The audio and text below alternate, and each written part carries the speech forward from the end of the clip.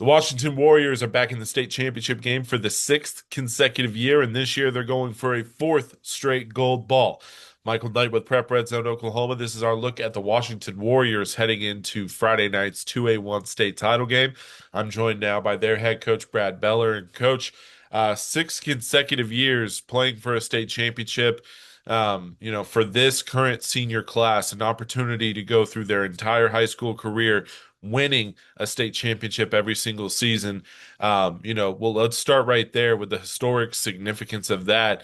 What you guys have built and what this program has been over the last several, almost over half a decade now, getting closer and closer to a full decade of dominance for the Washington Warriors. It's very special. Oh yeah, we definitely don't take this for granted. I told our team and our coaches that if this ever gets old, it's time to get out. It's time to step away from the game. But this is what you always play for every year. I don't know if you really expect to be six in a row or four in a row, but each and every year when you evaluate your roster, you reevaluate your talent and the opponents. You go in with that goal of, hey, how can we get to the last week every year and how can we win the last game every year? Knowing that it's hard. I mean, making it to six is not easy. And so for us to have the ability to maybe, at least have the opportunity to play for four in a row is very special. And these young men, you would think that have won three in a row, just kind of expected it. They don't take anything for granted and they enjoy each and every step. Bixby just got done winning their eighth straight state title this last weekend. It was the 12th straight year that they played for the state championship. And one of the things that I talked about after the game is when you have a streak like that, when you are so dominant year after year and so successful, the perception on the outside in is it looks easy. Like Yeah. everything they do looks easy. And you can make the same case for Washington. Everything over the last several years has looked easy, but when you look at it with a microscope, there have been bumps in the road. There have been, you go on the road and lose a tough one to Sulphur this season. Marlow, the last several years in the regular season, there have been instant classic games in the regular season. The championship battles with Millwood over the last several years. Things might look easy and things might be like, it's easy to assume, hey, Washington's they're the favorite, they're going to win it again. But when you actually look at it under a microscope, it's been anything but easy, but that's what it takes to be in this position year after year. Yeah, you have to have those games and those um, you have to be in those situations of adversity to be able to win those. And if you look in the years past prior to us winning three in a row, we lose to Marlow in a heartbreaker in 2021 in the state championship game. The year before that, we lose to Newcastle in the regular season game, and then that we picked up on a two day uh, you know called on Wednesday night and said, "Hey, y'all want to play us on Friday?" And we accepted, and then you turn around and play a great Metro Christian team in the finals that year. So there have been bumps and bruises and losses and different things along the way that have built this up. And then within this run of three straight, there's definitely been a lot of opportunities for us to lose. In those games with Sulphur, even the previous year, we were close to losing to Sulphur in an instant classic, like you said, with them in a double overtime game. Marlow the last 2 years in district championship game. It's hard, and I think people see results and they don't necessarily see the steps that you take. And it's one of those things that our kids know that our community is starting to realize that the more you get tested, the more opportunities you have to lose. But it builds that endurance and it builds that familiarity with tough games, and hopefully, whenever you get to the biggest ones, you can overcome that. Let's go back to September because you came into this season with a significant winning streak. You go on the road and play Sulphur, and look, coming into that week, you knew it was going to be an absolute war. It was a battle last year. You mentioned it went to double overtime this season. Sulphur able to get the job done. A fantastic football game. I was fortunate to be there, and it was one of the best games of the football season that I covered. Two great football communities. But the winning streak is over, and for the first time in several years, you're walking off the field after a loss. How did this team come back together after that? Because, like I mentioned, they hadn't experienced that in several years. How did this team grow together as a unit to continue throughout the rest of the season, knowing that, look, guys, at the end of the day, this is just a non-district game. It doesn't count towards anything with our ultimate goals of district title, playoffs, and state championship. How did this team bounce back from that early season loss? I think it was one of those things where after it was over with, a lot of kids for in the past during off seasons after we had won said, what are you going to be like if we ever lose? Like what's a Coach Beller after a loss? Because none of them had experienced that up to this point. And I told him, I said, that game where we didn't play well, against X team. It doesn't matter what team we didn't play well, but we still won. And they said, yeah. And I said, I'm going to be that guy. But if you go and you play hard and you do your very best and we lose, then we're going to continue to move forward. We're not going to point fingers. We're not going to blame. We're not going to pout. We're just going to, continue to move on. So that was in the off seasons the last couple of years of what happens if we do lose. And I think whenever we got to that point and they saw that the staff didn't change its approach and how we were going to prepare and move forward from a win or a loss, the senior leadership really grew in that moment. I think up to that point, the seniors were only worried about continuing the streak. And then after it was over with, said, "Hey, the sun came up. Yeah. It's time to move forward and continue to grow as a team, irregardless of what the score was." And we made a lot of mistakes in that game that Sulphur capitalized on, and that we knew, okay, we have to be very cautious and very understanding of the sense of urgency that we have to fix those, and every play can turn a game around in the momentum of a game. And I think that we grew from that moment as much as that hurt of losing that game was. I really felt like our kids took it in stride and came back the next week, and we've been a different team from a mindset standpoint since that point.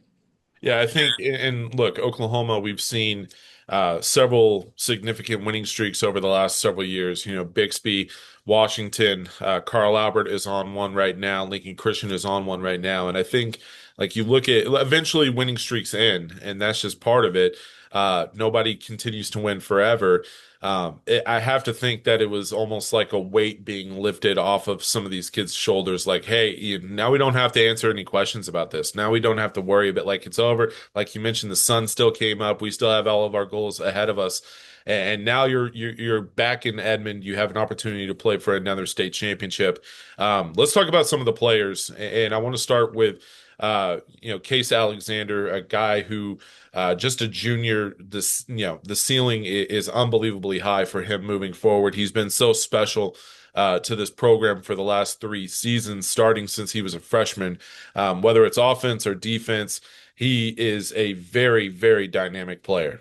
Oh, he is. It doesn't matter where you put him. You can put him as an inline tight end. Heck, we've given him the ball from the backfield this year, and he just does everything. When you get on defense, and you see what he does defensively, it stands out. Just because he's a game changer, he changes game plans for opponents and what they can do. He's so versatile in him playing football, and so I've been extremely proud of the way that he has handled all the attention and all the success. He continues to challenge himself.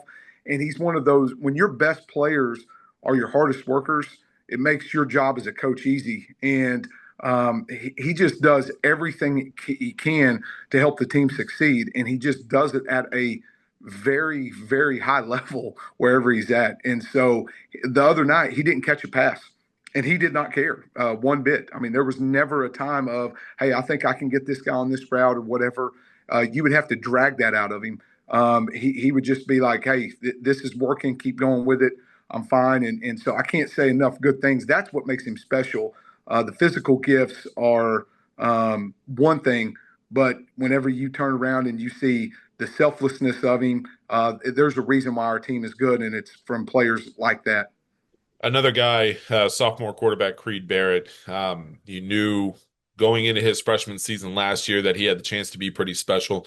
His freshman season, fantastic, helped lead you guys to a state title, was our freshman of the year this year. Talk to me about his growth because, you hear all the time when it comes to the quarterback position, that jump from year one to year two, wherever that is, from sophomore to junior or from freshman to sophomore in this case.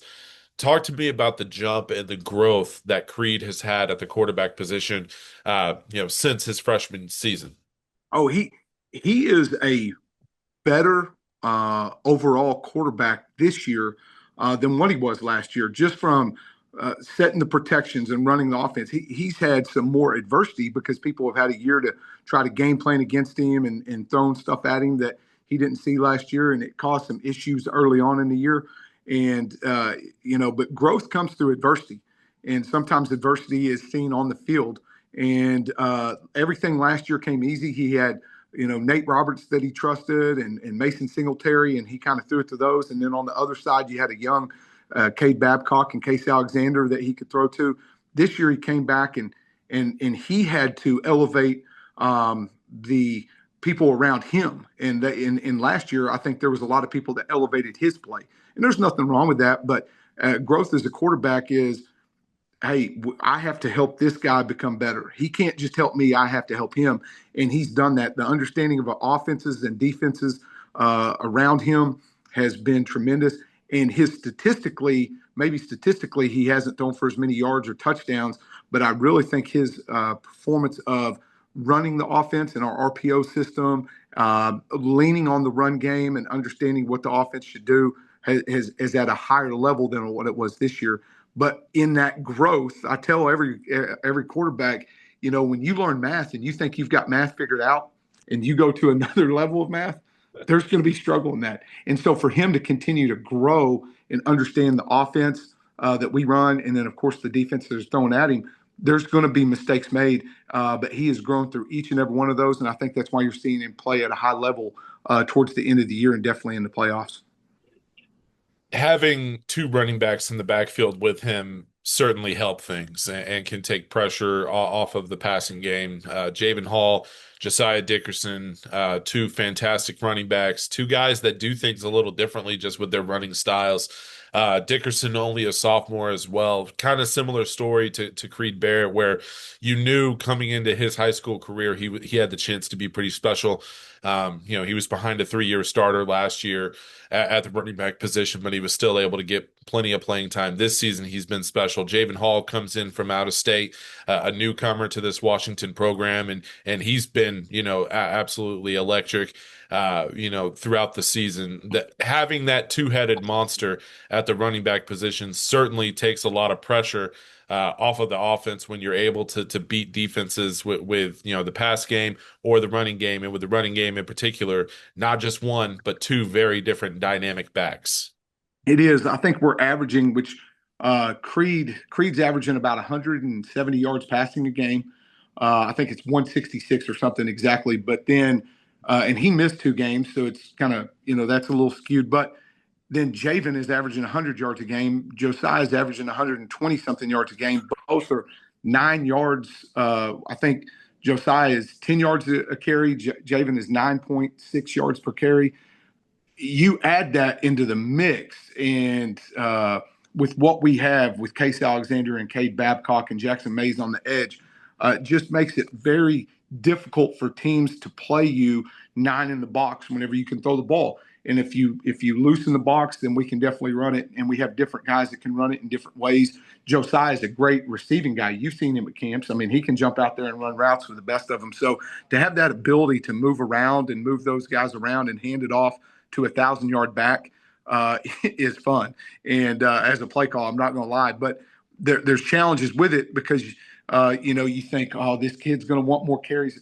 They don't. There is the pure team-minded goals that they have. They know that one another is going to make it easier. The more success one of them has, the more success the other one's going to be able to have.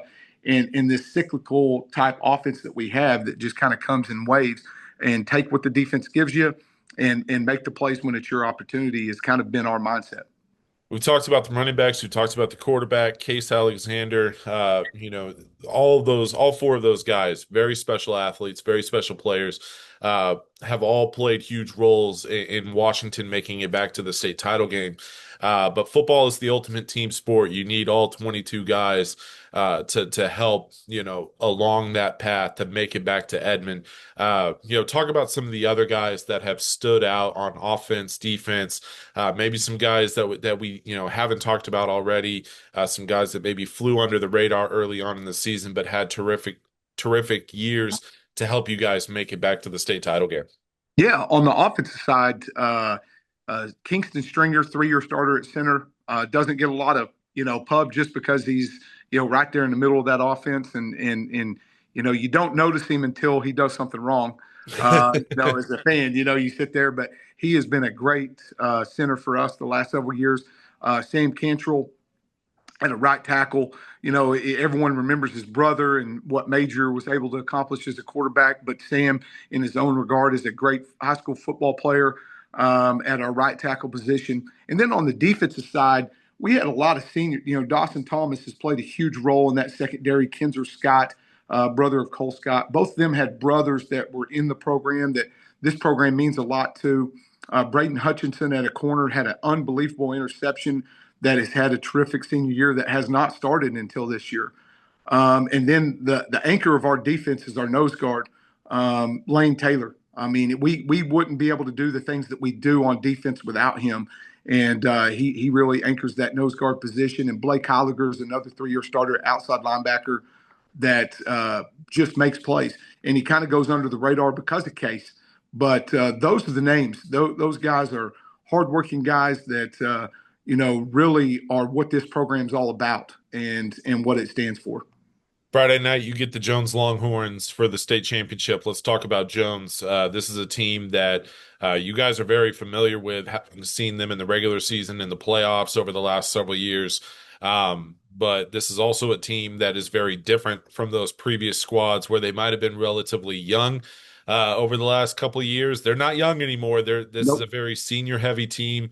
This is a team that hasn't lost all season. They've looked like a team that is capable of winning the state championship all season with what they've been able to do. They battled through a tough district and honestly made it look easy at times.